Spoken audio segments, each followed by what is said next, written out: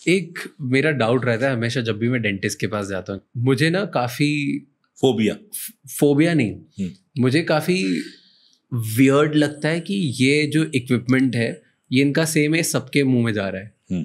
तो किसी और के जो मुंह में गया है, किसी और के कोई खतरनाक बैक्टीरिया या गम डिसीज के बीच में से जो इन्होंने इक्विपमेंट्स यूज़ कर रहे हैं वही मेरे पे यूज़ कर रहे हैं, तो सेफ होता है? नहीं, मैं आपको बताता हूँ, आपने बहुत ही जेन्युइन एज ए पेशेंट सवाल किया है।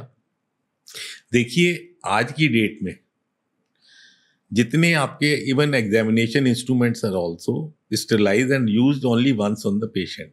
Now coming to the drills and other things, those are also being sterilised and used, even the hand pieces और जो चीज़ें हैं सारी। और एक जो भी एक क्वालिफाइड आदमी है उसको इन सब चीज़ों का ध्यान रख के पेशेंट के ऊपर यूज़ करनी चाहिए। और आज के ज़माने में तो पेशेंट क्वेश्चंस यूज, बिकॉज जब वो हमारे पास आता है तो बहुत पढ़ा होता है, हमसे ज़्यादा पढ़ा होता है, तो उसके पहले सवाल होते हैं ट्रीटमेंट के बारे में भी और इन्फेक्शन कंट्रोल के बारे में भी। लेकिन जो आपने सवाल उठाया उनसे हमारे डॉक्टर और पेशेंट के बीच में, even the worker those who are working there, cross infection के चांसेस बहुत हाई होते हैं। एग्जैक्टली। तो इसलिए हमारे लिए बहुत जरूरी है। देखिए, patient is at the mercy of the doctor. It is doctor's responsibility to be careful in all those thing, and he should feel कि if I am the patient how I will feel. I to take it that way. जब मेरे पास कोई patient आता है, अगर मैं patient हूँगा तो वो अगर कोई सवाल कर रहा है तो उसका रीजन है। And it is up to the person how he is dealing with it. तो आप कैसे क्लीन रखते हो? क्या यूज करते हो? कैसे प्रोसेस? अगर हम 100 पेशेंट अगर देख रहे हैं तो हमारे पास 100 सेट होंगे कि रोज जो प्रोसेस होंगे, ऑटोक्लेव होंगे, तब आएंगे। Okay, everything.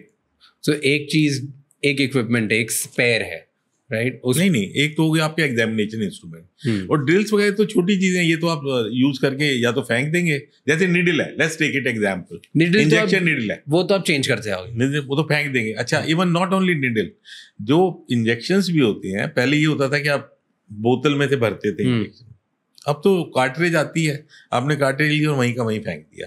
इंस्ट्रूमेंट जो यूज किए एग्जामिनेशन के वो भी हटा दिए।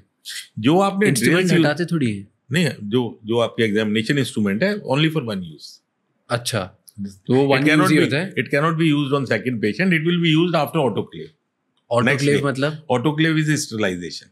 अच्छा, तो क्या मतलब एक इक्विपमेंट जो जिससे मेरा एग्जामिन करा जाता है, उसको ऐसे बड़े से जो वो रखते हैं, चम्मच जैसा दिखता है, तीन चीज होती है, मिरर प्रोब और ट्वीजर, उनको आपके ऊपर यूज किया, उसके बाद उनको हटा दिया। अब वो अगले पहले उनको वॉश करेंगे, स्टरलाइज करेंगे, कोल्ड स्टरलाइज, फिर वो ऑटोक्लेव में जाएंगे at certain temperature, they will be kept for half an hour there, then they will come out next day, and that will be in individual packs. Okay, so autoclave क्या होता है? एक machine होती है जो कि इंस्ट्रूमेंट को sterilise करती है, सैनिटाइज करती है इस तरह, to remove all the microbes and the bacterias from the metal instruments. Got it. Protocol ये है कि आप ये करिए, अब कौन करता है, फॉलो करता है नहीं करता है, but these are the protocols accepted all over the world. अगर ऐसे और भी बहुत इंसाइटफुल शॉर्ट्स और क्लिप्स देखनी है तो इस चैनल को सब्सक्राइब कर लो।